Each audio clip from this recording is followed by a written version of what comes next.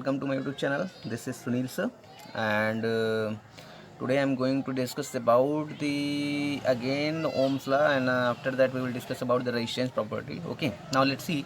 Last time we had discuss about the Ohm's law. So as you all know that the Ohm's law को हमने अच्छे से discuss करा था, लेकिन उसमें कुछ पॉइंट्स थे हमारे जो रह गए थे. देखो यहाँ पे कुछ पॉइंट्स हैं which are very very important point regarding जो लॉ ऑफ कंडक्टर जो लॉ ऑफ कंडक्टर जो है उसको डिवाइड किया गया according to the Ohm's law.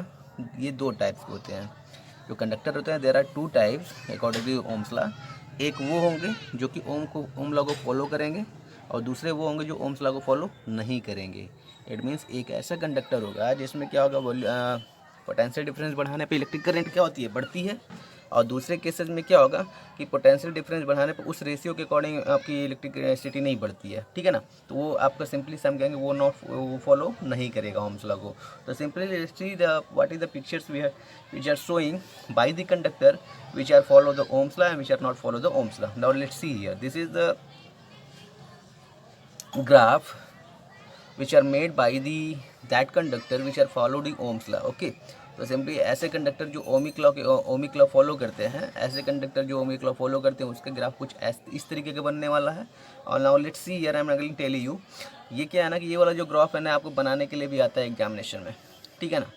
आपके क्लास बोर्ड का जो एग्जामिनेशन होता है उसमें आपको बनाने के लिए आता है. कुछ वैल्यूज़ आपको दिए रहेंगी. पोटेंशियल डिफरेंस हम 2-3 दिए होंगे और 2-3 आपको इलेक्ट्रिक करंट की वैल्यूज़ दी होंगी. और आफ्टर दैट वो आपसे पूछेगा कि make the graph according to this and now show that is it follow ohmic law और नॉट. तो सिंपली आपने क्या करना होता है, उसको आपको शो कराना होता है और एक ग्राफ बनाना होता है with the help of this, with the help of that data. और उसके बाद आपको क्या करना होता है, शो करना होता है कि ये ओम लॉ को फॉलो कर रहा है कि नहीं कर रहा है. अगर ओम्स लॉ को फॉलो करने का मतलब ये है कि ये जो लाइन आपको दिख रही है ना, ये वाली लाइन, ये वाली जो लाइन है, look at here I M again change.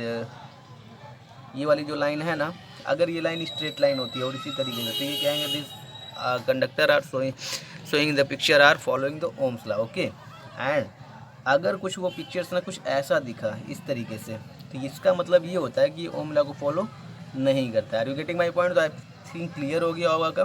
Those conductor who are follow Ohm's law is known as ohmic conductor. Those conductor who are not following the Ohm's law is known as non-ohmic conductor.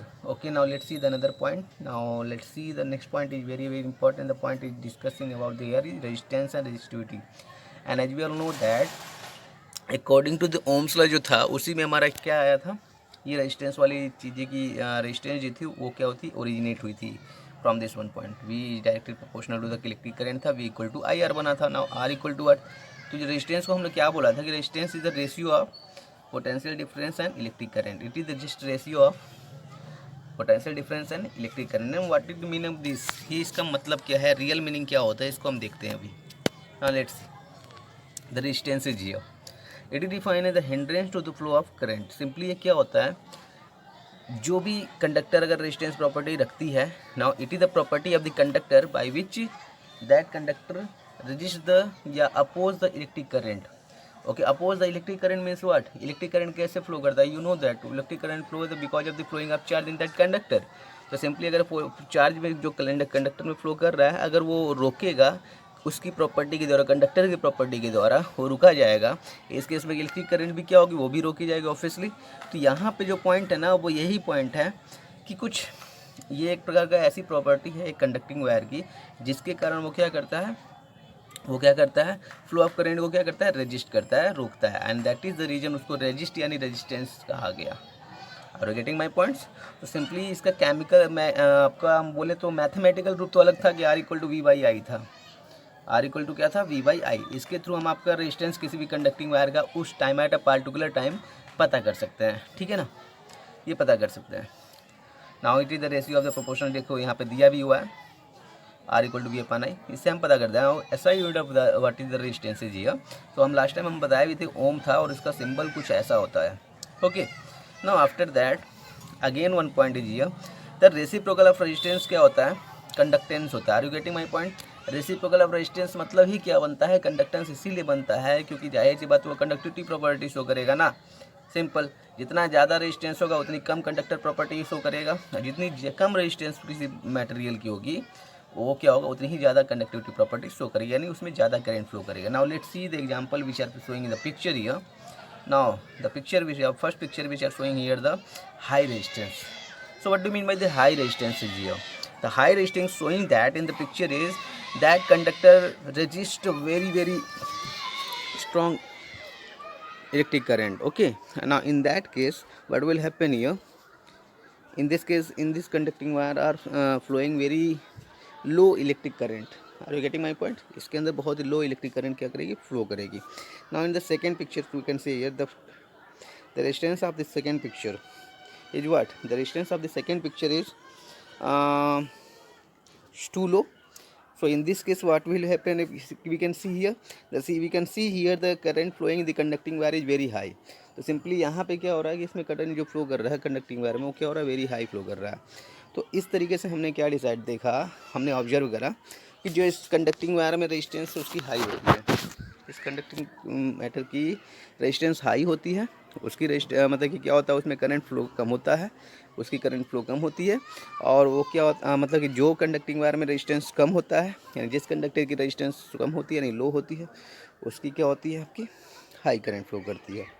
Now let's see the another point. What factor which are affecting the resistance. ऐसे क्या क्या factor हैं जो resistance को affect करते हैं. Now let's see that factor which are affecting on the resistance. तो simply इसका सबसे बड़ा फैक्टर होता है ना लेंथ. हम लोग अपने घर में भी देखे हुए हैं, जब बैटरी से कोई वायर को और बहुत लॉन्ग वायर को कनेक्ट करके एक बल्ब ग्लो कराते हैं, उस केस में आप प्रैक्टिकल कर सकते हो यहाँ पे. तो उस केस में क्या होता है कि जो बल्ब की जो ग्लो होती है ना, बहुत शाइनिंग नहीं होती है, बहुत ही डिम होती है. डिम मतलब कि धीमी होती है, ठीक है. लेकिन अगर उसी बैटरी को अगर हम कनेक्ट करते हैं, शॉर्ट वायर से कनेक्ट करके बल्ब ग्लो कराते हैं, एक छोटी वायर लेते हैं और उसको बाद बल्ब को कनेक्ट करते हैं, तो उस केस में क्या होता है, बहुत अच्छी ग्लो करती है. सो इस केस में हमें ये समझ में आया कि resistance also effect on the length. यानी ठीक है, जो रेजिस्टेंस होता है वो लेंथ पे अफेक्ट करता है, यानी ये फैक्टर इसको क्या कर रहा है, अफेक्ट कर रहा है. ठीक है, कैसे अफेक्ट कर रहा है, resistance is directly proportional to the length here. Okay, so इस केस में हम ये कह सकते हैं रेजिस्टेंस जो होता है directly proportional to the length है. दूसरा पॉइंट यहाँ पे है, resistance is the reciprocal of the area of the cross section of the conducting wire. तो सिंपली यहाँ कहने का मतलब ये है कि रेजिस्टेंस एरिया की भी क्या है कि अगर सपोज दैट उसकी मोटाई किसी कंडक्टिंग वायर की ज़्यादा होगी, उस केस में रेजिस्टेंस क्या होगा, कम होगा. But those conductor which are having the very thin, उस केस में क्या होगा, उसकी रेजिस्टेंस क्या होगा, कम होगी. तो यहाँ पे क्या हो रहा है कि अगर मान लो किसी भी मेटल वायर की क्रॉस सेक्शनल एरिया यानी मोटाई की बात करते हैं, क्रॉस सेक्शनल एरिया मतलब मोटाई होता है, अगर मोटाई उसकी ज़्यादा होती है तो रेजिस्टेंस क्या लगेगा, कम लगेगा.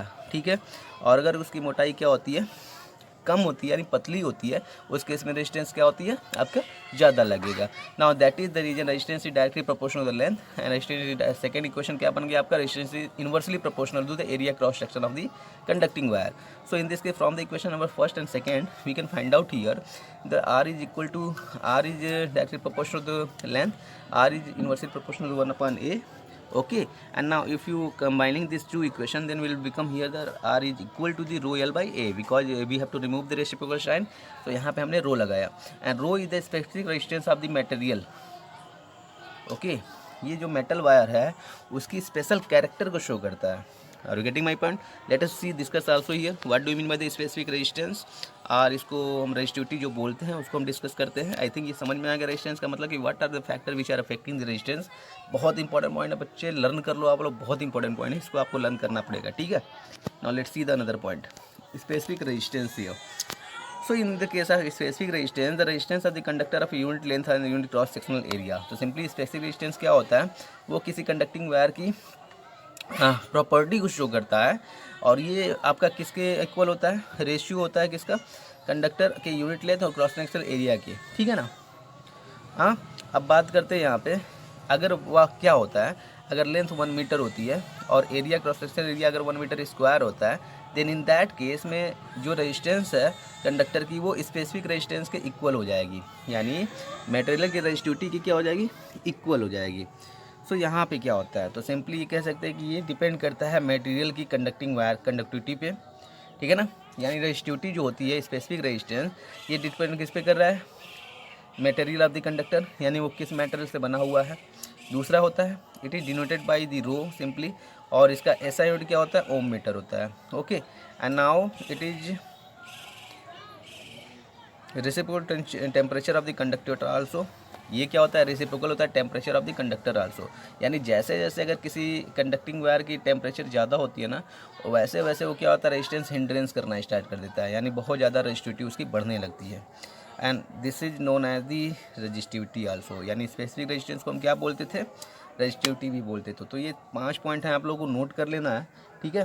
सो in this way we have to understand about the what do you mean by the specific resistance. So let's see here the data table is here, resistivity table.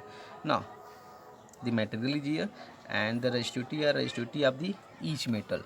Now we can see here the 1.59 into 10 power minus 8.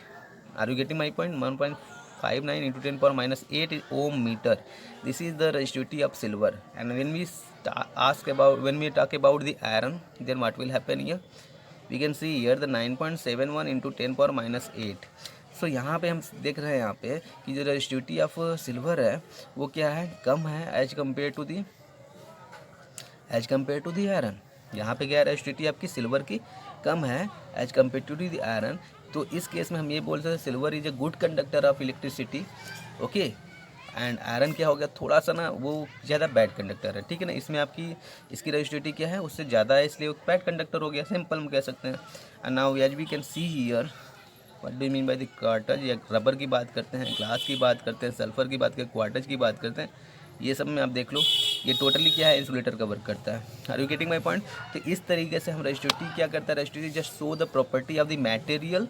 Okay, resistance हमने समझा, resistivity समझा, what are the factor which are affect the resistance वो भी हमने समझा, and the formula which are generated by which R is equal to rho L by A, ये भी formula हमने समझा है, बहुत इंपॉर्टेंट है। इससे आपके क्वेश्चन डायरेक्टली पूछे जाते हैं कि अगर लेंथ इतनी है, एरिया क्रॉस सेक्शनल इतना है किसी कंडक्टिंग वायर का, और उसकी स्पेसिफिक रेजिस्टेंस इतनी है, तो उस केस में रेजिस्टेंस क्या होगा, उसकी रेजिस्टेंस कितनी होगी, ये पूछा जाएगा। या तो आपसे पूछ देगा व्हाट फाइंड आउट द इस पे resistivity of that material if the resistance showing this ohm and the length and area are showing this. तो इस केस में आपसे सिंपली इस तरह से क्वेश्चन पूछे जा सकते हैं डायरेक्टली, तो आप इसका आंसर इजीली दे सकते हो। तो आई होप आप लोगों को ये मतलब जो टॉपिक है वो अच्छा लगा होगा, और अगर अच्छा लगा है तो प्लीज़ इसको लाइक करिएगा, और इतना ध्यान रखिएगा कि पूरी वीडियो देखने की कोशिश करो स्टूडेंट्स। अगर आप स्टूडेंट्स पूरी वीडियो नहीं देखोगे तो आपको क्लियरली कुछ नहीं समझ में आने वाला है, क्योंकि ये जो सिलेबस है ना बहुत इंटरेस्टिंग सिलेबस बनने वाला है। Okay, now look at here, there is the fun point which is very important here also, type of the resistance. ये भी हम अभी डिस्कस कर ही लेते हैं, बिकॉज देखो कुछ पॉइंट ऐसे हैं ना कि अगर हम डिस्कस नहीं करेंगे ना तो दिक्कत हो जाएगी हमारे लिए भी। तो सिंपली यहाँ पे 2 पॉइंट और है, इसको हम डिस्कस कर लेते हैं, fixed resistance and variable resistance. There the value does not change under the physical condition, they are the set of the particular value is known as the fixed resistance. Are you get my point? यानी ऐसे values, ऐसे component जिसकी values क्या होती है, fix होती है, we can not change that values. Okay, उसकी रेजिस्टेंस को हम घटा बढ़ा नहीं सकते हैं। तो इस तरीके के रेजिस्टेंस को हम क्या बोलते हैं, फिक्स रेजिस्टेंस बोलते हैं, यानी ऐसे मैटर को क्या बोलते हैं, फिक्स रेजिस्टेंस बोलते हैं ना। बट ऐसे भी रेजिस्टेंस होते हैं जिनकी हम वैल्यू को क्या कर सकते हैं, उसको घटा सकते हैं, बढ़ा सकते हैं। तो ऐसे वैल्यू को, जिसकी वैल्यू को हम घटा बढ़ा सकते हैं, तो उस केस में हम उसको क्या बोलते हैं, वेरिएबल रेजिस्टेंस बोलते हैं। Now let's see, this is the variable and this available in our physics lab. Okay, तो इस तरीके की चीज़ें बहुत इंपॉर्टेंट पॉइंट है। फिक्स रेजिस्टेंस क्या होता है आपने देखा, ये होता है जो हमारे, आप अगर कोई एलईडी बल्ब आप देखते हो या कोई भी चीज़ देखते हो तो उसके अंदर ये लगा होता है, इसको ट्रांजिस्टर बोलते हैं, ठीक है ना। इस तरीके से इसको रेजिस्टेंस बोलते हैं। तो सिंपली ये रेजिस्टेंस आपका लगा होता है, आप देख सकते हो इसको, ठीक है। और ये आपको पता है वेरिएबल रेजिस्टेंस है, इससे हम रेजिस्टेंस को वेरी कराते हैं। तो दे आर सिंपली 2 टाइप्स, आपने लर्न कर लिया। तो हमने क्या क्या लर्न करा, what do you mean by resistance. हाँ, कंडक्टर 2 तरीके के होते थे अकॉर्डिंग टू ओम्स लॉ, वो हमने डिस्कस करा। उसके बाद रेजिस्टेंस डिस्कस करा, उसके फैक्टर डिस्कस करे, उसके बाद रेजिस्टिविटी डिस्कस करा, और टाइप ऑफ रेजिस्टेंस डिस्कस करा। इतने पॉइंट आपने क्लियर किए हैं। तो आई होप आप लोग ये पॉइंट्स को लर्न कर लिए होगे। अगर आपको नहीं समझ तो 2 बार 3 बार देखो, और अगर वो फिर भी नहीं समझ में आता तो सिंपली आप क्या करो, हमें ये क्वेश्चन डायरेक्टली कमेंट करो, सर ये टॉपिक हमें नहीं समझ में आ रहा, I again explain this one things. Okay, so I hope you like this videos, so thank you and bye bye dear students.